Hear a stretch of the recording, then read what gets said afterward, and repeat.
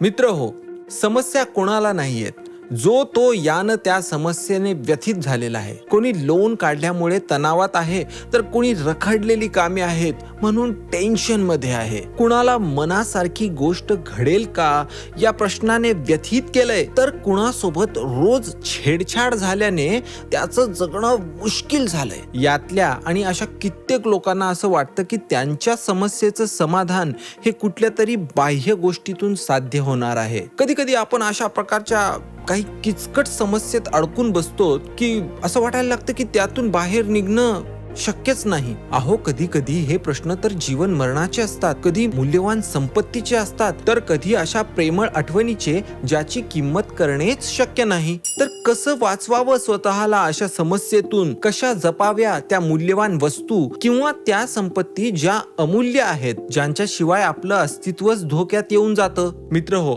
अशा गोष्टींविषयी बोलत असताना या गोष्टींच्या निष्कर्षावर आपलं काहीच नियंत्रण नाही की काय असं वाटायला लागतं. पण हा विचार चुकीचा आहे. उदाहरणार्थ, तुम्ही जर घराचं लोन काढलेलं आहे आणि त्याचे हप्ते भरणं तुमच्याकडून शक्य होणार नाहीये आणि या कारणाने तुमच्या घरावर जप्ती येणारच असेल, तर या विषयात तुम्ही तुमच्या घरावर येणाऱ्या जप्तीवर नियंत्रण ठेवू शकणार नाही. पण एक गोष्ट तुमच्या नियंत्रणात नेहमीच असेल आणि ती म्हणजे त्या घराशिवाय जगण्याची इच्छाशक्ती. मित्र हो, तुमच्या हातात शस्त्रे आहेत तुमच्या परिस्थितीवर मात देण्यासाठीची. फक्त तुम्हाला त्याची जाणीव होत नाहीये. आपल्या डोळ्यासमोर धुकं साठलेलं असतं, ज्यामुळे आपल्याला सरळ सोप्या असलेल्या आपल्या नियंत्रणातील गोष्टी दिसणे अवघड होऊन जात असतं. आणि बहुतांश वेळेला आपल्याला ती शस्त्रे वापरायची नसतात, कारण आपल्याला असं वाटत असतं की तसं करणं आपल्याला खूप अवघड जाईल. एपिक्टेटस म्हणतात,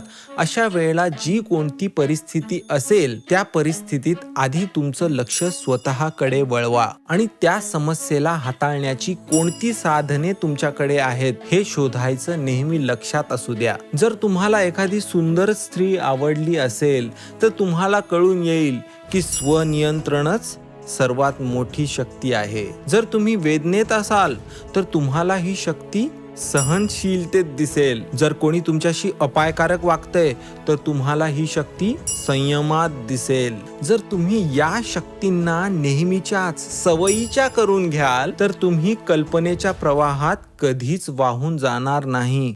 मित्र हो, बघा ना, आपल्याला खूप मोठी जखम झालेली असेल आणि आपण खूप मोठ्या वेदनेत जरी असलो, तर या ठिकाणी आपल्या हातात जी शक्ती आहे म्हणजेच सहनशीलता, तिचा वापर केला तर वेदना तर कमी होणार नाही, पण त्या वेदनेने आरडाओरड केल्याने येणारा वेडेपणा आणि होणाऱ्या निष्फळ ऊर्जेच्या नासाडीपासून तरी आपण वाचू. आणि याचा सराव केलाच तर नंतर आपल्याला ही होणारी वेदनाही नंतर आपल्याला कमी वाटायला लागेल. मित्र हो, अशा प्रकारच्या समस्यांना जर आपण जवळून न्याहाळून पाहिलं, तर असं दिसून येईल की अशा समस्या या समस्या नाही आहेत, या तर परिस्थिती आहेत आणि यांना चांगलं की वाईट ठरवणारे हे आपणच आहोत. आपण जर आपल्या सोबत होणाऱ्या प्रत्येक प्रतिकूल घटनेला एक स्वनियंत्रणाच्या सरावाची परीक्षा म्हणून घेतलं, तर वरचेवर प्रत्येक समस्येतून बाहेर येत असताना आपण एक प्रखर आणि कणखर व्यक्ती बनून येत असताना दिसू.